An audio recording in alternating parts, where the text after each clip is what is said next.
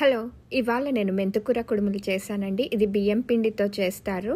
మెంతుకూర పల్లి పౌడర్ కాంబినేషన్తో చాలా బాగుంటాయి ఈ కుడుములు. ముందుగా ఒక బౌల్లో బియ్యం పిండి తీసి పెట్టుకోవాలి. తర్వాత అందులో బాగా మరుగుతున్న వాటర్ వేసేసుకోవాలి. ఇవి చాలా వేడిగా ఉంటాయి కాబట్టి స్పూన్తో మిక్స్ చేసేసుకోవాలి. కుడుములు చాలా వెరైటీస్ చేసుకోవచ్చండి. పిండిని వీడియోలో చూస్తున్న కన్సిస్టెన్సీలో మిక్స్ చేసేసుకోవాలి. తర్వాత ఇలా డో చేసి పెట్టుకోవాలి. తర్వాత ఈ డోని తీసేసుకొని మురుకు మేకర్లో పెట్టి ఇలా వీడియోలో చూపిస్తున్నట్టు పిండి స్టీమ్ చేసి పెట్టుకోవాలి.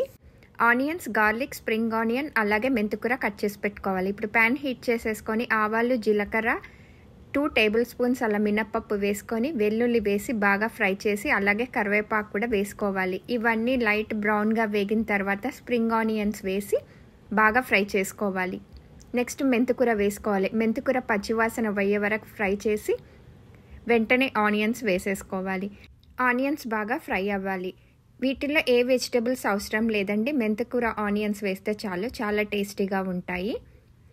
ఇవన్నీ బాగా ఫ్రై అయిన తర్వాత దీంట్లో తగినంత సాల్ట్ వేసేసుకొని అలాగే స్టీమ్ అయిన కుడుములు ఇలా చేతితో నలిపితే సాఫ్ట్గా అనిపించాలి. ఈ కుడుములు మొత్తం కూడా తాలింపులో వేసేసుకొని బాగా మిక్స్ చేసుకోవాలి. ఈ కుడుములు 25 మినిట్స్లో స్టీమ్ అవుతాయి. పల్లి కారం కోసం వేయించిన పల్లీలు, కారం, ఉప్పు, పసుపు, జీలకర్ర, వెల్లుల్లి వేసి ఇలా మెత్తటి పొడిలా చేసి పెట్టుకోవాలి. ఇప్పుడు ఈ పొడిని కుడుముల్లో వేసి మిక్స్ చేసుకోవాలి. స్పైస్కి తగినంత కారం కూడా వేసుకోవాలి. అలాగే పసుపు కూడా వేసుకొని మిక్స్ చేసేసుకోవాలి. అంతే అండి, సూపర్ టేస్టీ మెంతుకూర కుడుములు ready to serve. Thanks for watching. Please like, share and subscribe.